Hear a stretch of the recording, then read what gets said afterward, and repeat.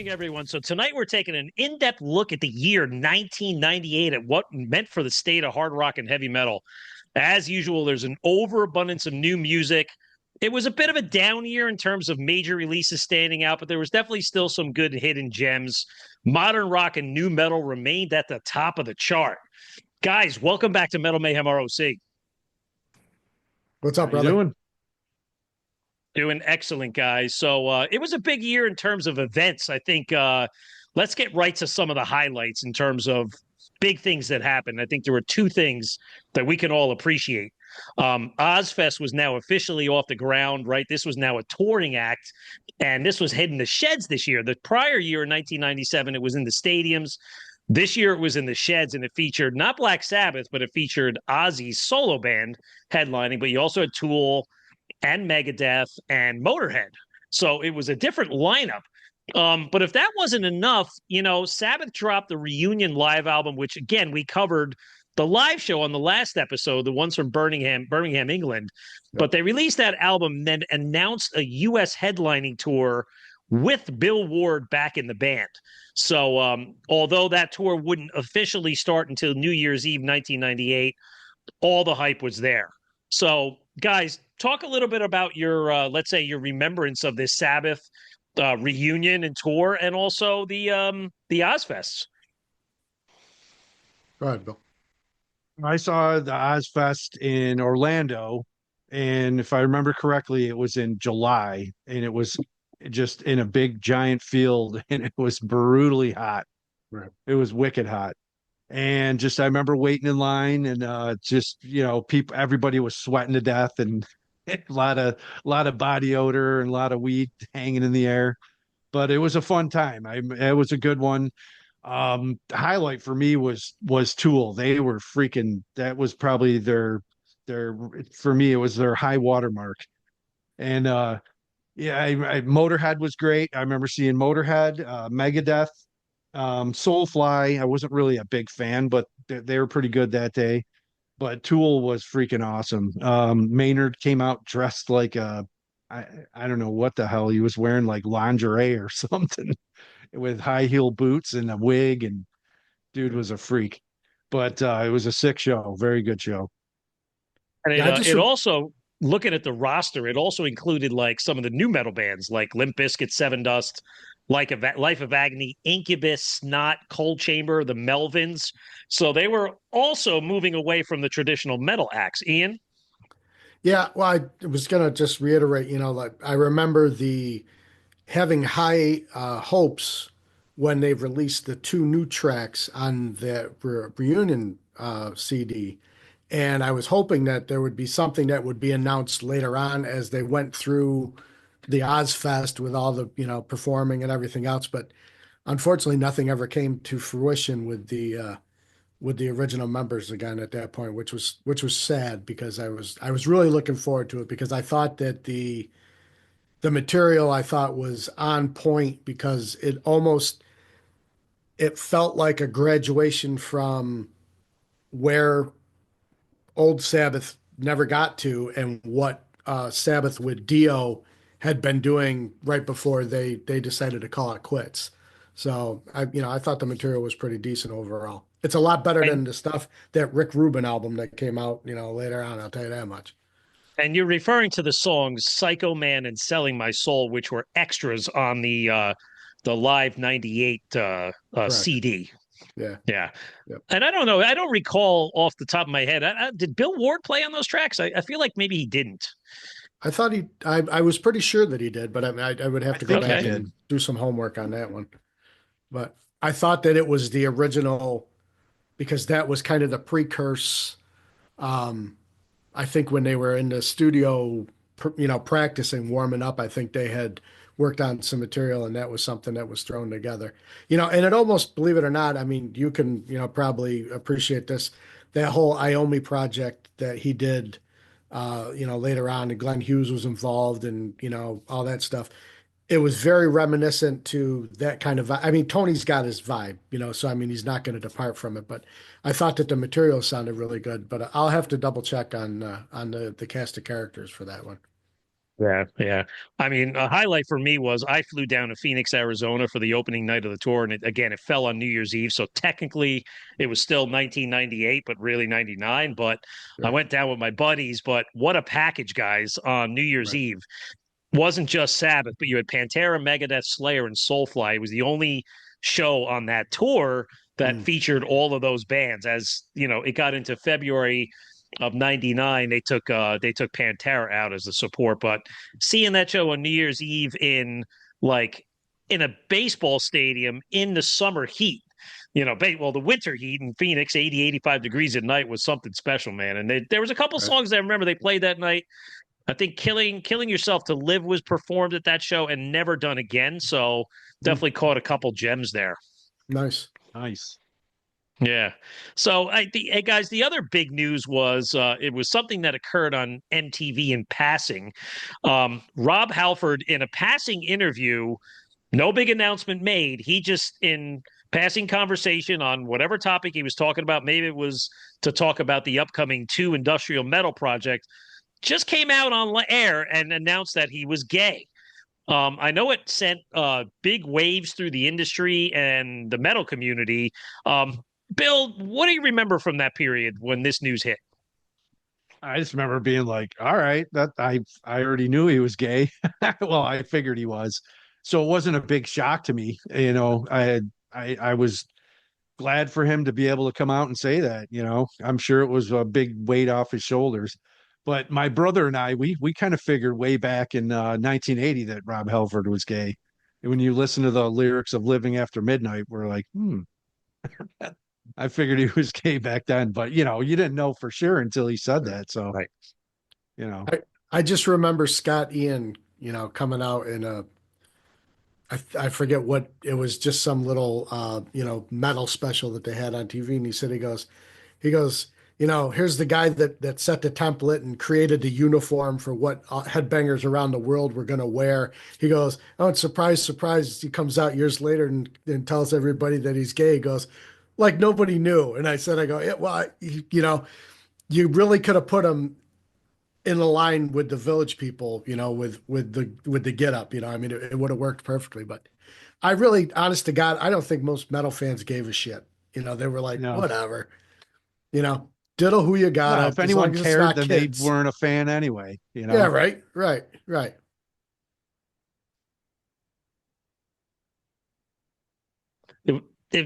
Different period of time there. And, people weren't openly talking about topics like that. Sure. So it was a little bit Right. different there, too. Yeah, But, yeah. again, I think we were still in the mindset that, well, Rob's not in Judas Priest. He's got this industrial project coming out looking like Trent Reznor with the thick makeup. And that would Yeah. come out, I think it was that year, maybe the year before. I don't remember. That's where Sure. my mindset was on Rob, not whether he was gay or not. It was like, oh, well, this 2 project is kind of weird, but Yeah. definitely was big news for the year. Um, and It definitely it definitely put a different spin on when you looked at the two project. You're kind of like, okay, because it kind of fit with the whole goth industrial kind of vibe of what was going on in the scene with some of those yeah, people. So yeah, exactly. yeah. The other big event, guys, was a beloved band of all of ours, maybe Ian, closest to your heart, was the mighty Van Halen.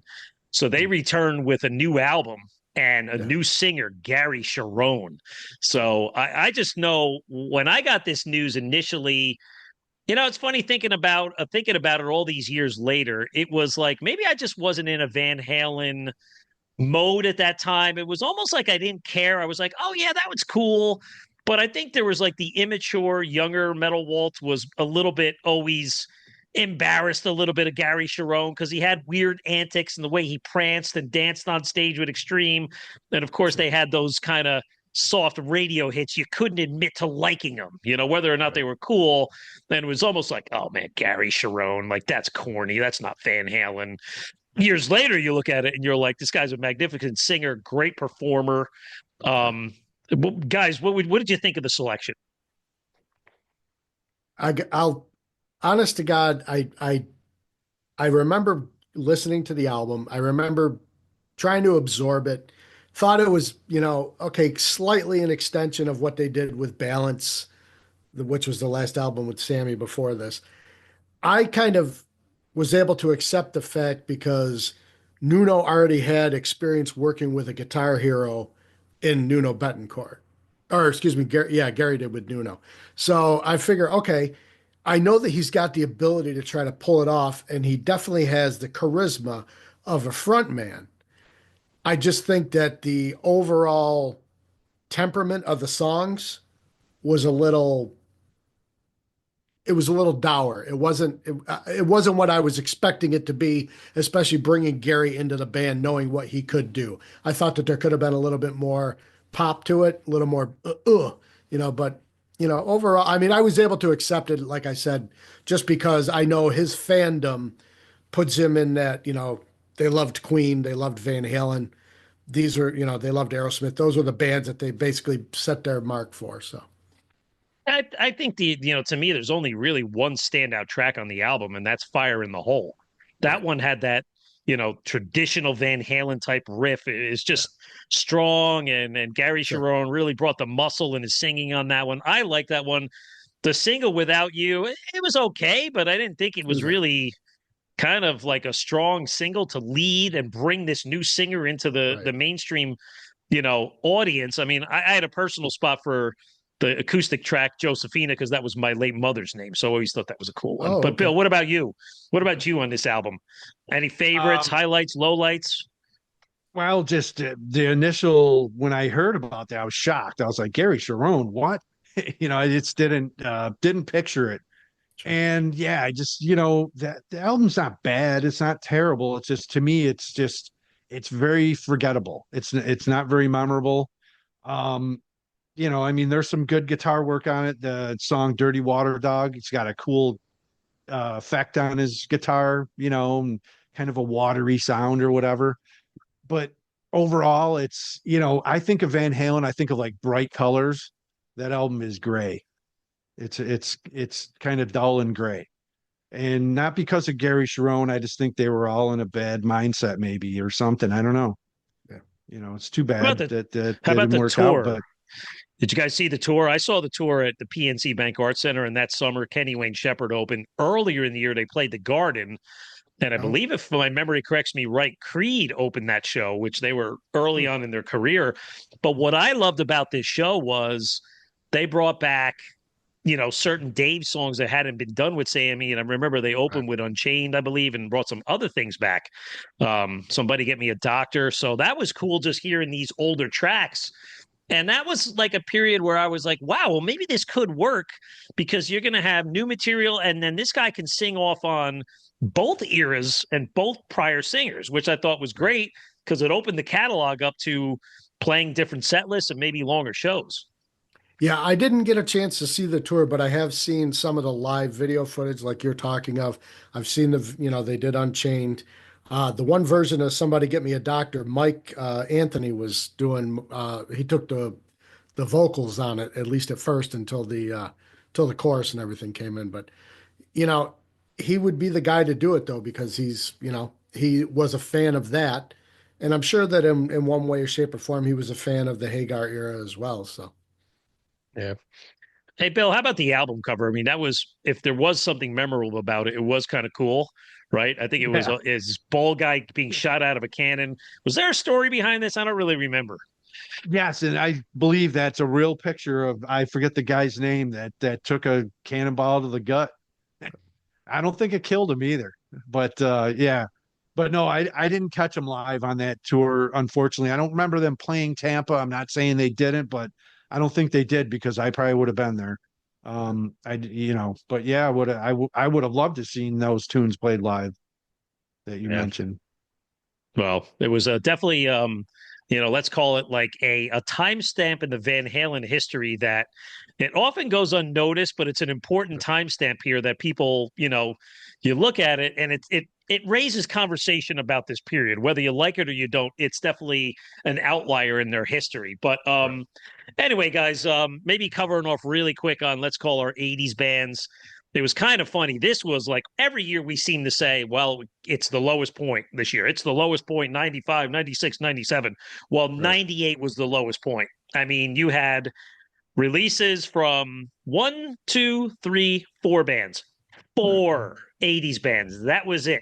None of them memorable. Firehouse, LA Guns, Pretty Boy Floyd, and Sebastian Bach. The era was over. It would come back. We'll get to that in a couple years. But what was dominating the charts as it was in 1997 was, let's call it, that new modern rock. Again, you got to give credit where credit's due, because you look at artists like Marilyn Manson, Kid Rock, System of a Down, Godsmack, and Rob Zombie. Those guys were all over the radio. They're the bands that were filling up the sheds on these Ozzfest type tours, but every single one of those bands had a unique sound, right? You could never compare Manson. I mean, Manson had his whole thing with the Dope Show, but then Kid Rock emerges, right? He comes out with this sort of, I don't even know what you would call it, more like rap rock with a little bit of like a country twang. You know, what was the songs?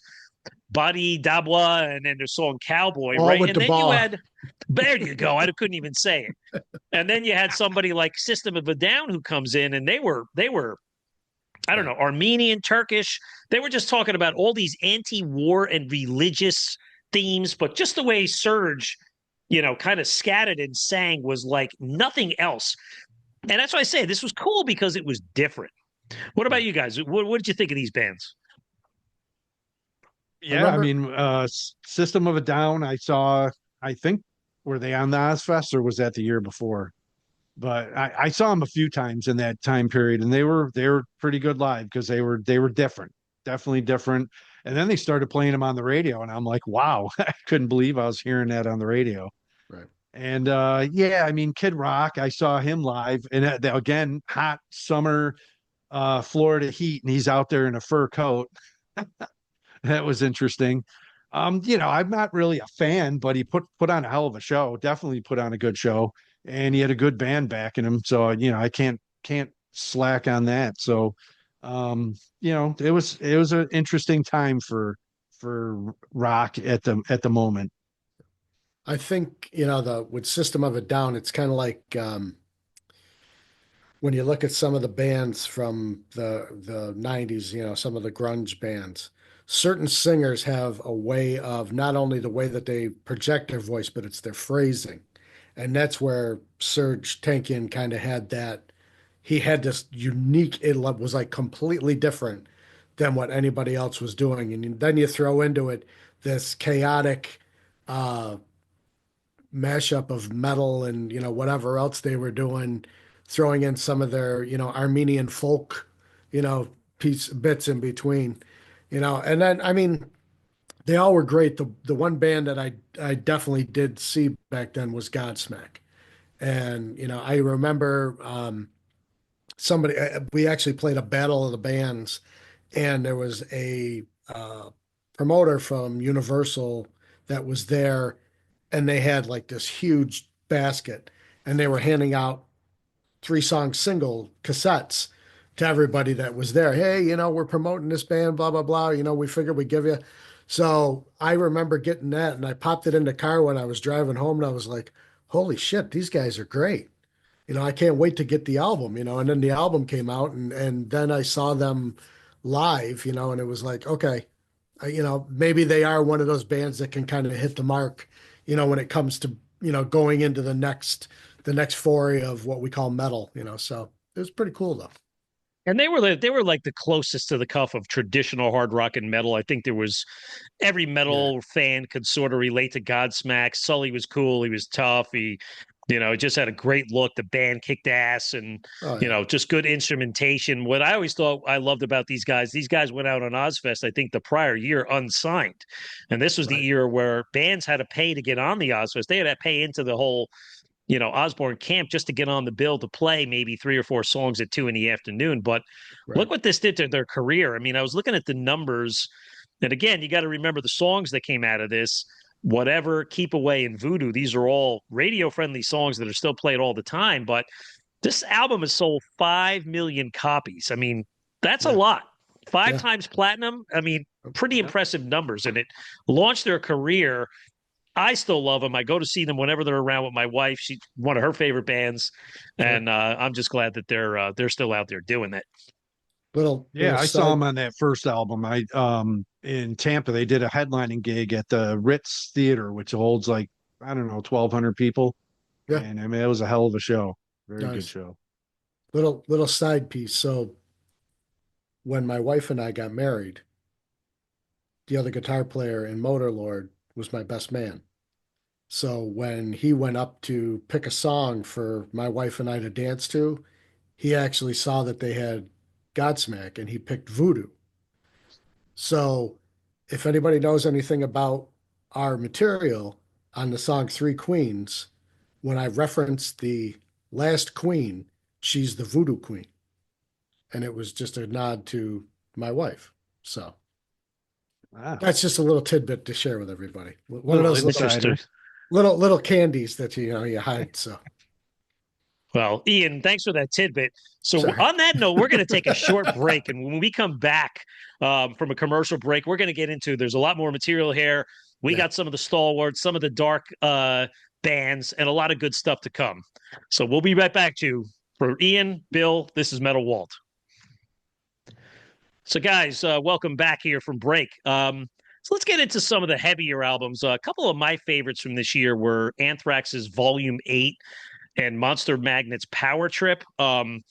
Ironically, these bands toured. They did a little short theater tour. I was able to catch them both at Irving Plaza in that Nice. year. But Ian, I know like Volume 8, we've talked about this one before. It's a great album that I think, maybe by this point in time, the John Bush infatuation was starting to die down, and maybe it was just later in the 90s, people didn't as care as much. But there's, you know, to me, I think this is my favorite of the John Bush era. I mean, songs like Crush, Catharsis, Inside Out, even the funny song Cup of Joe. I think this album just end to end is really, really good.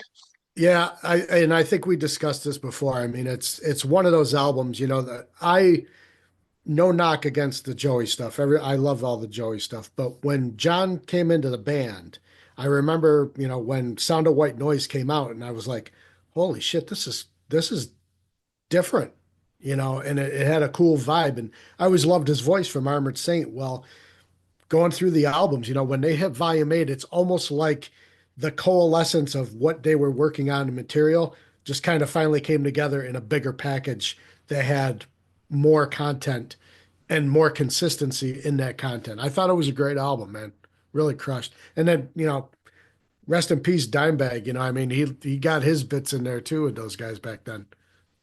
Yeah. Hey, Bill, what was you being an ex-Jersey guy? I know Monster Magnet has its roots in Jersey and New York. I just remember this album, Dave Weindorf.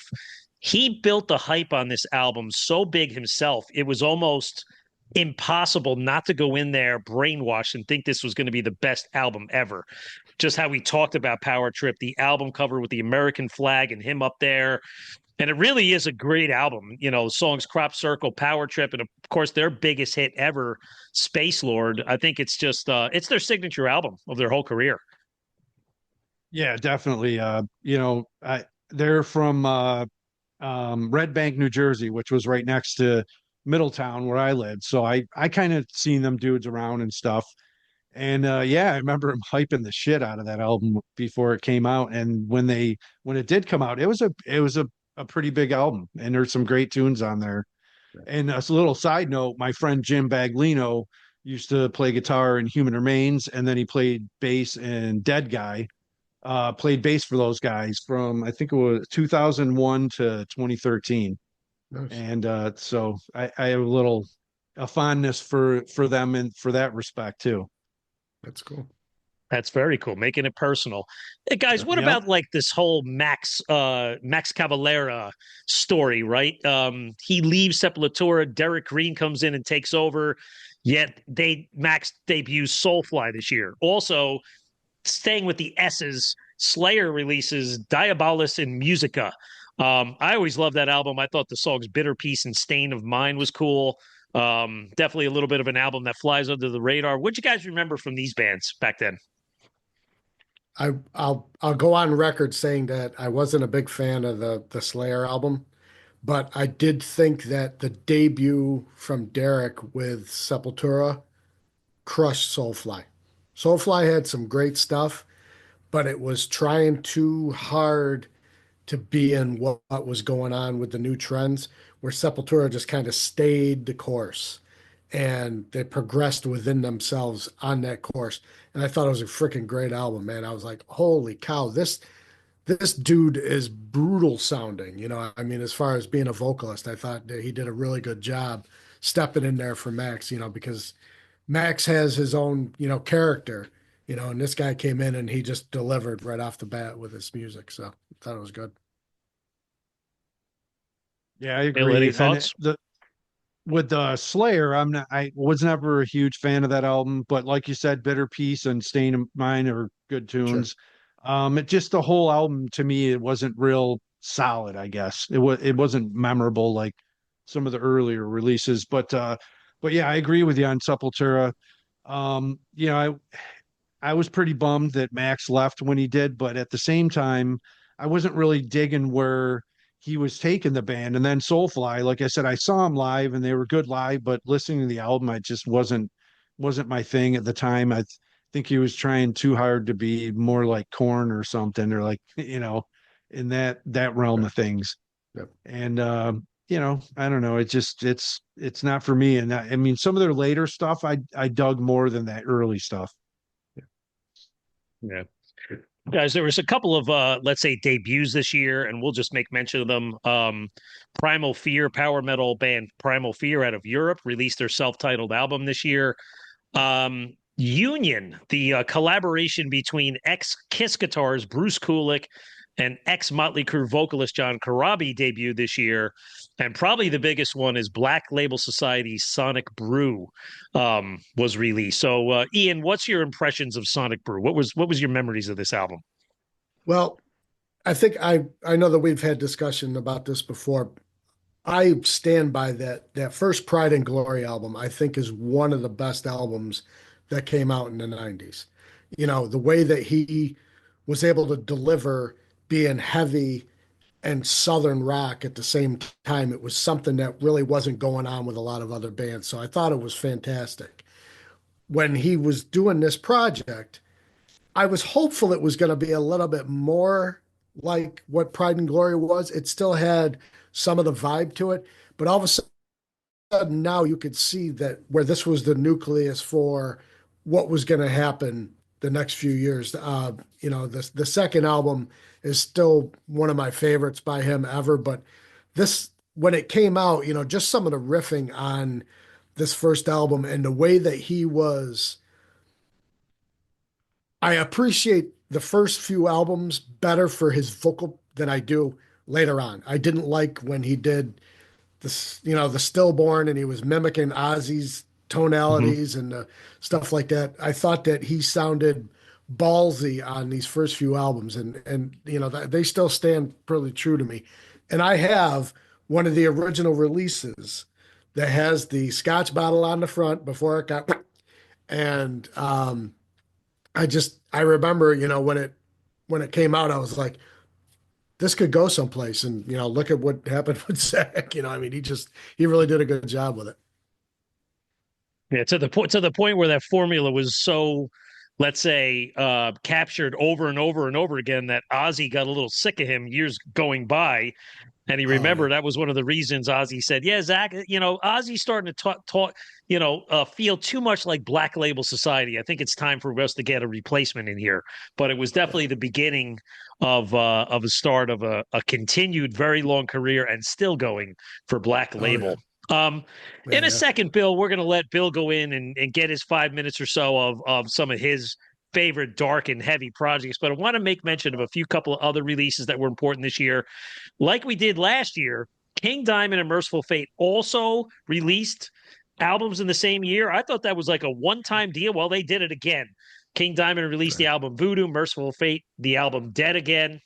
One of my favorites that falls just outside the box of metal and hard rock would be Joe Satriani's Crystal Planet, an amazing album. Ian, I'm sure you'd like that one. And Love it. the other one was Ice Earth, something this wicked this way comes. This one's great. It's got staple tracks like Burning Times and Watching Over Me. So all good highlights for the year. But Bill, your time is upon us. What do you got for us in your category? Well, first I'm going to do some honorable mentions because there was a lot of death metal that came out in 1998, and obviously, for lack of time, I can only go over a few records. But we had records from Opeth, Gorguts, Incantation, Death, Dying Fetus, Suffocation, who had Dave Culross from Rochester, New York, playing drums on that album. Despise the Sun, it was an EP. Cryptopsy put out an album, Morbid Angel, Napalm Death, Bolt Thrower, Malevolent Creation, Mortification, and Amon Amarth, to name a few. So, right. But anyway, I am going to discuss Fear Factory Obsolete. That was an album that came out that year, and I listened to quite a bit. It was kind of continuation of their previous effort, and it's Man Against Machine kind of a theory or theme, I mean, and it's actually a concept album. The whole album's about the same story, and it's based on basically how computers and machines are taking over man. And it's set in the year 2076, but they're very close to the mark as far as how things are going today and in 2024 with AI all over the place, you know. And it's kind of the story is kind of like a warning to man saying, hey, be careful, But some of the standout tunes on there for me are Edge Crusher. It's got a killer bass line in it, and there's a part in the middle instead of a guitar lead. It's like a mix between scratching and just kind of pounding drums and riff. Then there's a song Descent, which I like. It has a really catchy guitar melody, which is unusual for them guys. They're pretty heavy most of the time, but it has a memorable riff to it. And then the song Obsolete, that's a great tune, heavy. And Secure-a-Tron, Police State 2000, that's another good heavy one. And again, that's about kind of what's going on now with the cameras everywhere and people watching and, that kind of thing. And anyway, they put out a digipack version that had a cover of the Car song by Gary Newman. Yeah. And I if you guys remember that was actually kind of a hit for them, and that made this album go gold. It was actually certified gold because they sold enough copies I think because of that tune. And then if I believe they were on a movie soundtrack and a couple of video game soundtracks. So that was definitely a big album for those guys. Moving on to Nile, and they put out Amongst the Catacombs of Nephren-Ka. And this was their first full-length album, and it's a ripper. I don't know if you ever heard of Nile, but this was a sick album, and I remember this album well because my old band Swollen opened up for them at the old Brass Mug in Tampa, Florida, on that tour, and man, that was a good time, very good time. But anyway, this album is lyrically inspired by H.P. Lovecraft and ancient pharaohs and all that stuff. It's the lyrics are pretty deep, but there's some sick tunes on there. Smashing the Antiu, Bara Endinazu, Ramses, Bringer of War. And it's just really super fast, brutal, intense, sick guitar work from Carl Sanders, and just guttural death metal vocals that I dig. And I know a lot of people don't like the death metal vocals, but he did it good.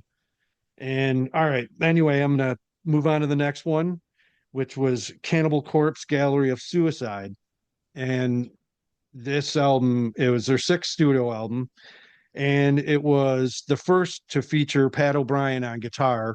He was replacing Rob Barrett, who left after the last tour of the Vile album. And it was also their last album to be recorded at Morrisound Studios, and their first album to be recorded without Scott Burns doing the production. Jim Morris actually did the production on this one, and I gotta say, they put out a total banger, man, because this album just rips from start to finish. And the tunes like "I Will Kill You," which just comes right in and rips your guts out. Sentenced to Burn, Every Bone Broken. It's got some sick slam parts, killer lead guitar. Centuries of Torment's got a sick part at the 253 mark where you just want to start moshing in the pit. And then Crushing the Despised, which has a sick bass part from Alex Webster. And it's just overall, it's a great album, and it's very technical, very heavy, um, just superb in every way, which way. Pat came in like a wildfire. So Now you that's said it that for the. they didn't record a more. Did they still record down in Florida? No, that was the last one. That was the last album they did in Tampa. Well, at the time in Tampa, they started recording in Texas after that for a while, and Okay. then they've since been recording in St. Pete. But I believe that's going to change too because I think that studio was sold. Oh, okay. I But just didn't know if Morris they. Sound, I didn't know if they shifted to another studio because with being their home base down there, I didn't yeah, know. Yeah. yeah. Morris Sound was on its way down at the time. Things weren't as they weren't as busy. So or if they were, they weren't doing death metal as much. And Scott Burns really was bowing out of the metal thing. He was getting into the computer world, Gotcha. and yeah. But it's a sick album. It's got a great production on it, and kudos to them for that. Nice. What about Stabbing Westward? I know that was a favorite for you for this year. What about this one? What makes this one so good? Yeah, that was a album that came out at a time when I was going through some dark times, and Darkest Days was the name of that album, and it kind of hit a point with me.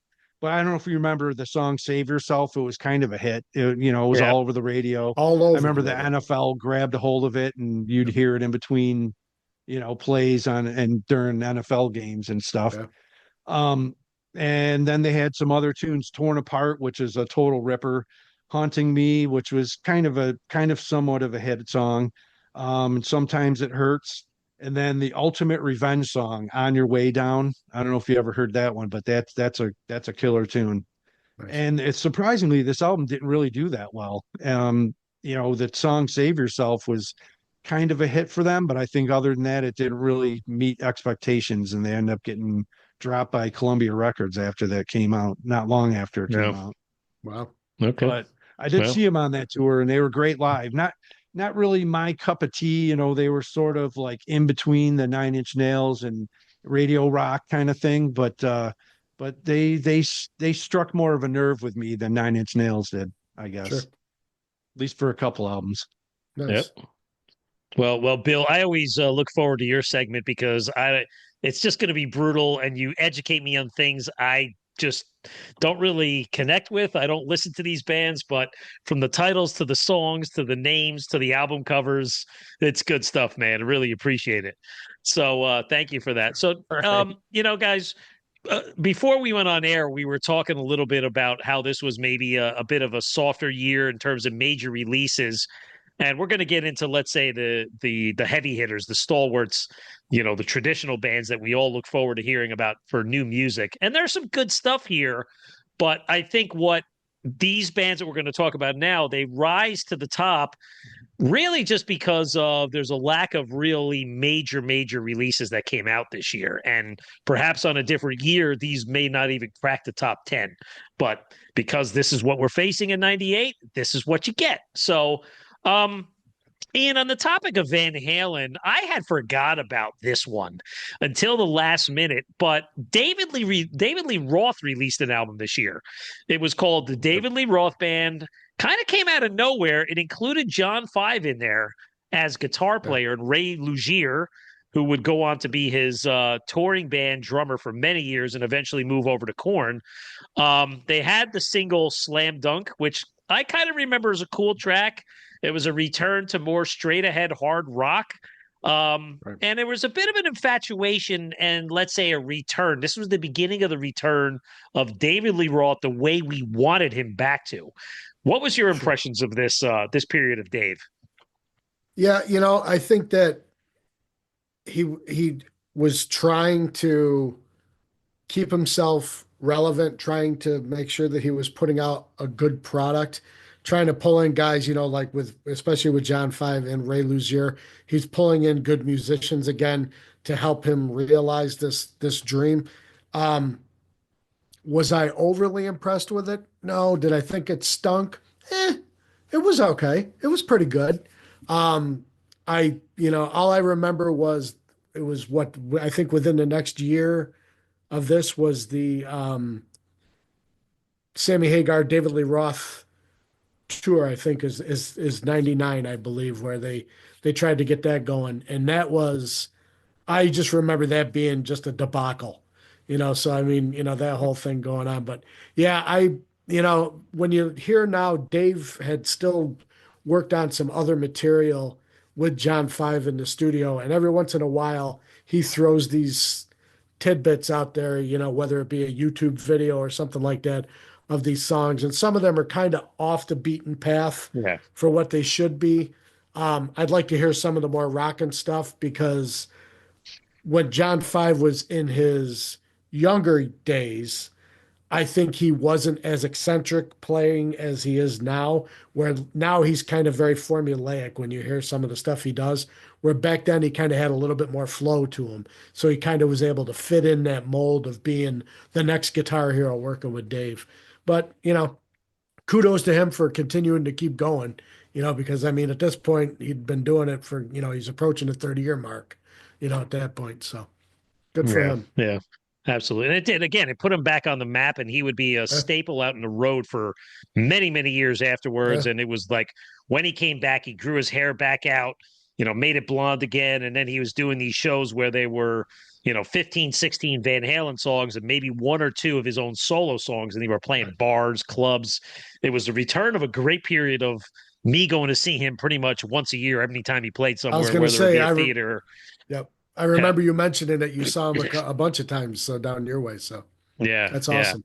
So it was the genesis of it. But Bill, we all have our love for Deep Purple. Bill, I know you and I have talked about this, and Ian. Deep Purple released Abandon this year, and I have to admit that I was on such a high coming off a Perpendicular from 2 years prior that I was expecting just great things to come every single time. And I will say I like this album, but I don't love it the way I loved Perpendicular, because it was a heavier, darker album. It just wasn't as memorable. But again, I was just thankful that we were able to get another new album from Deep Purple. And what was even better was the summer tour that came out that year, '98, which was a co-headlining tour of Deep Purple, Emerson, Lake and Palmer, with Dream Theater opening. I saw that a couple times and was great. But Bill, what was your impressions of Abandon? Yeah, same thing. It's not a bad album. It's just it's not very memorable and definitely not as good as Perpendicular was to me. I really can't say of even any standout tracks that I remember, and unfortunately I didn't get that tour in Florida. You're lucky you got to see that. That definitely didn't come down to Florida. But yeah, I mean it's just sort of there. I mean, it's cool they were putting out records at the time, but it was kind of a weird time to even be listening to Deep Purple, I guess. 1998, Yeah. people weren't thinking that way, you know? Yeah. How Kind of about you, ironic. Ian? Yeah, I was going to say it's kind of ironic that you have, Deep Purple putting out a heavy, dark album the same year that, Sabbath reunites, and they had just gotten done, dropping some new material. I thought Abandon was good. It kind of you can see where if you look at it from the prog side of things, how it definitely was fitting in with some of the bands of what was, and what was going on, when you look from like a Tool and, maybe some Dream Theater and, at this point, I think it's right around now is when the infancy of like Porcupine Tree and some of these other bands are coming. It definitely fit the mark in there. And maybe with some of those, like a Godsmack type fan to want to appreciate them. It was you guys are right though. I mean, it was way different than what Perpendicular was. Perpendicular kind of had just this vibe across the whole album, when it came out. This still had some of the mojo, but it was different, I think, just because of how they were trying to write or what they were trying to do. But I agree, it's still not a bad album. I mean, it's Right. it's definitely something you could listen to and still enjoy Yeah. it. So Yeah. Exactly. It's funny if you ever think of a year in metal where you can say in one year there were new releases from Kiss, Metallica, Van Halen, Iron Maiden, Deep Purple, right? You'd say, "Oh my God, this is a monumental year." Well, guess what? All of these bands released new albums in 1998. Right. It's just with mixed opinions on these things. Sure. So maybe we talk a little bit about Metallica Excuse me. along with Jerry Cantrell because they were a summer tour package in '98. I saw them at Giant Stadium in New Jersey. It was Jerry Cantrell, Days of the New, and Metallica out in the stadium. Jerry Cantrell had just released his first solo album called Boggy Depot. Boggy Depot. It was his debut, and it had some cool songs. Cut You In, My Song, between very catchy melodic type songs, like very radio accessible. But as you said earlier, Ian, like, would this one really be a top album if this was on a different year? Probably not. It was just a nod to, making sure that we were happy that Jerry was out there putting new music out because this was his first new piece of music released in a couple years. Yeah, I think, I mean, being that he's the guy that was one of the key writers in Alice in Chains, it's not impossible for him to write material that's going to sound like Alice in Chains. The problem I had with it sounded like some of the stuff was maybe too much leftover from Alice in Chains, maybe stuff that he had on the cutting room floor. Lane passes away, and well, I really don't want to see those songs die on the vine, so I'm going to take them and I'm going to use it. I thought that there could have been more consistency across this album as well. It's not a terrible album, but it's definitely not something that I'd be like, oh, I got to go listen to Boggy Depot. I mean, there's some good stuff on there, and yes, definitely hearing Jerry playing again, getting, his just that vibe and his voice and, everything he's got going on with his playing. I mean, it was definitely pretty cool to have that happen. And just to get to know that you're going to see him out there on the road again. I remember I think he had Sean Kinney from Alice in Chains at the time. He was his drummer, and he had the singer from Fishbone, believe it or not, was in the band. I don't remember the guy's name, but he's had a lot of guys come and go. Eventually, and Michael Borden, Robert Trujillo in his touring band. But it was also cool because I always loved Alice in Chains, so it was nice that there was another reason to get out there and get some new music and see him live. But Bill, speaking of Metallica, they released Garage Inc. The cool part of this is it contained one side of the album was all these sort of new covers, either new cover songs or new compilations. What were some of the memorable ones to you that were released on this package? Oh, definitely the Merciful Fate. I mean, that was like, wow, no shit. I mean, Yeah, right. I remember when I was very surprised they did that. Not surprised because, I knew that they had actually met and hung out and whatever when they were recording Ride the Lightning, Yeah. but just, 1998, they bust out with that. I was like, wow, okay, that's cool. Right. And I'm trying to think the Sabracadabra, they did a killer version of that. I still dig that to this day. Yep. I hear it every once in a while, and I'm like, they did a good job on that song. And the Bob Seger classic Turn the Page, which became, a song that I guess it's, again, one of those covers that, like you were saying, Ian or Bill earlier with, the cover of Gary Newman's Cars by Fear Factory, Yeah. right? It became a reason to play the song on the radio. This That one was a still, huge hit. yeah, Turn the it still Page. gets You're played. hearing on XM. You hear it on XM all the time. Right. And, it's okay. It's a Bob Seger song to me. It's not a Metallica song, but it kept them on the radio. The I other had a one cool was memory of this. If I'm going to reach for a Metallica tune, I'm not playing that one, but Right. whatever. I'm with you. It's the Sabracadabra or the Merciful Fate medley.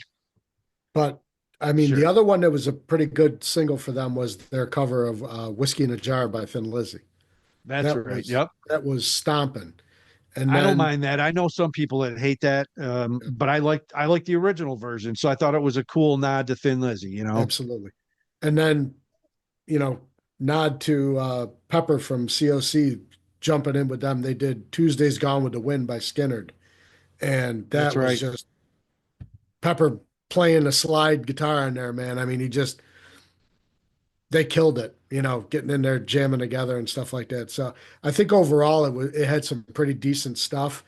But the nod back to the older stuff is the thing that we're all going to appreciate more, especially when you get some good rockers out of it. So You look at it from a commercial success. The more we talk about it, it almost seems like Metallica can do no wrong. I mean, here it is. They were just making a small effort to create like some newness to the original Garage Days EP, and here they go and get not just one hit but four.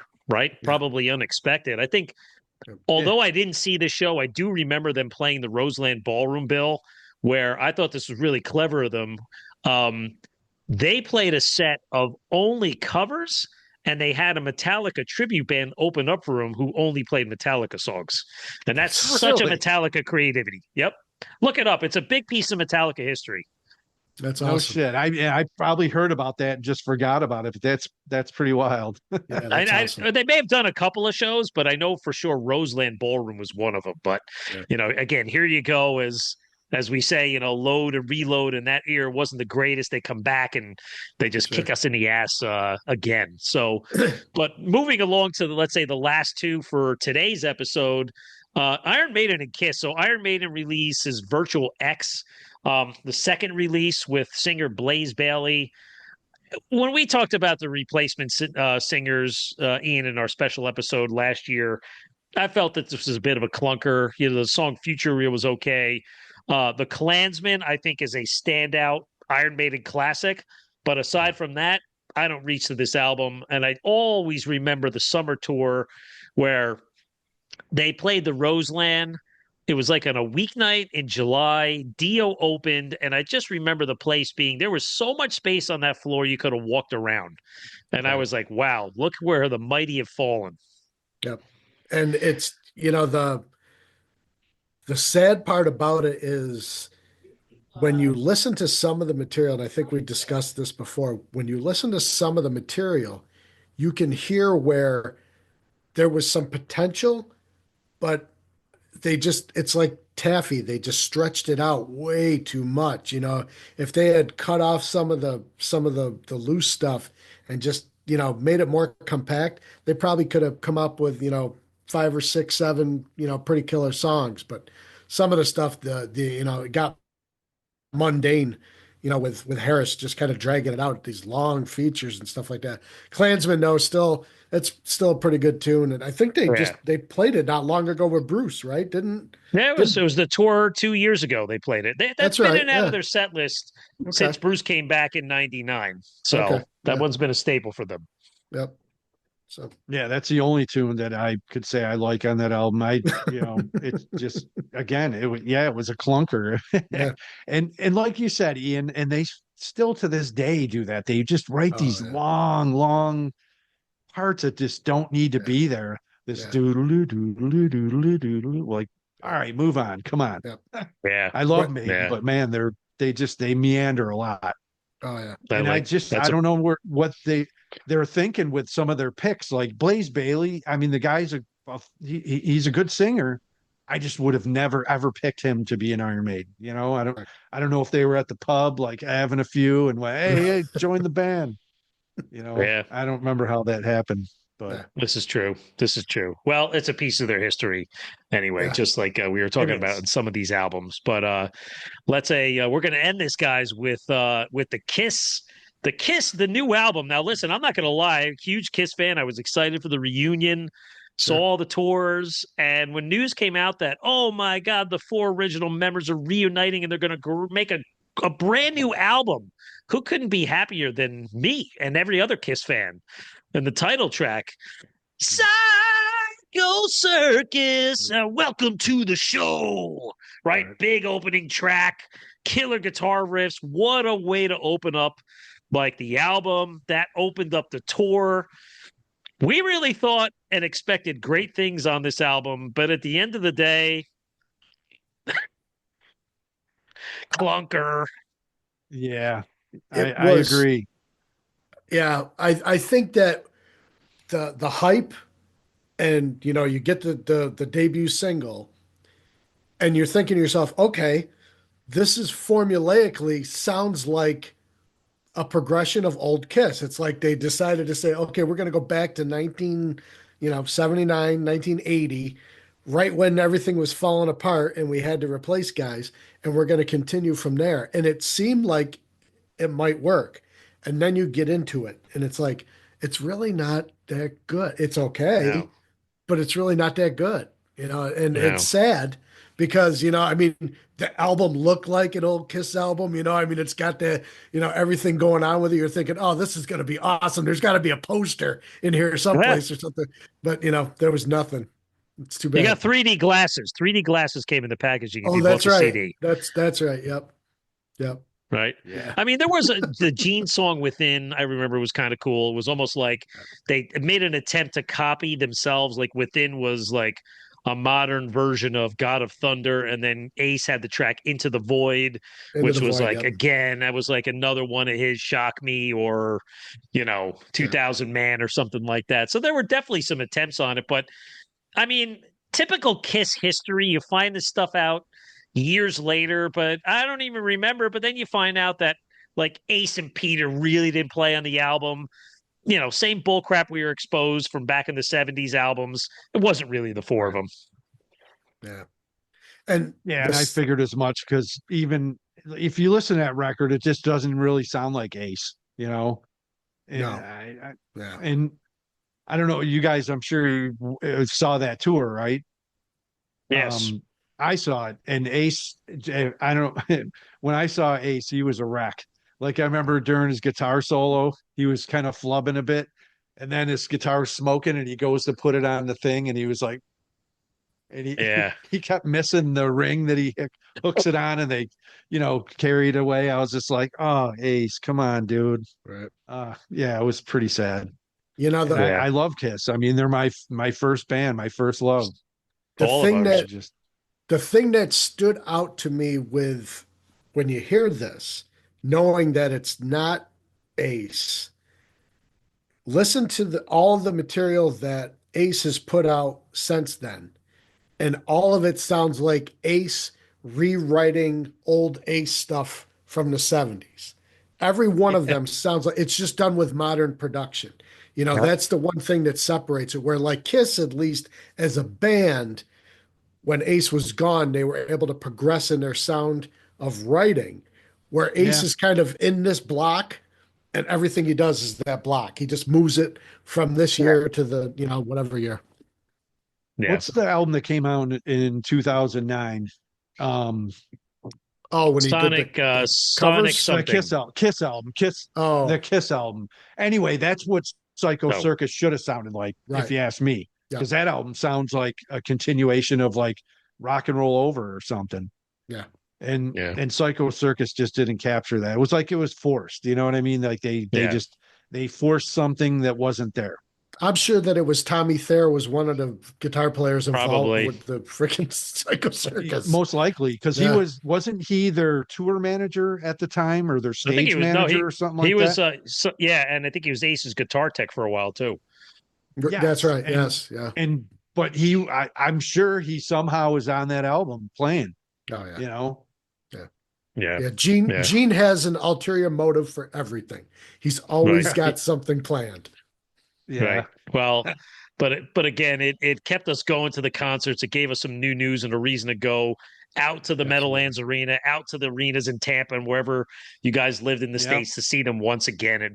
And the journey with Kiss would not end, as we'll get to future episodes. We'll hear more about some of their, farewell tours that continued on and on and on. But guys, this concludes the year 1998. We only have one more year to go in the decade, and then we get into the 2000s, and that's where I think the rebirth of metal starts again. And for you listeners, we're going to make a promise that in 2025, we're going to release one episode a month. This year, we were a little bit lagging, one episode a month. So hopefully we'll catch up to real time in about 3 years from now.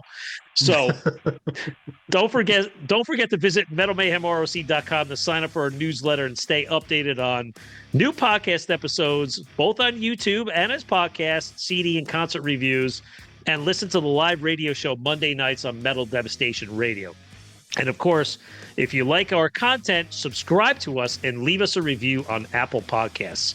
So for my guests, Bill the Rager and Ian O'Rourke, I'm Metal Walt, and this is Metal Mayhem ROC.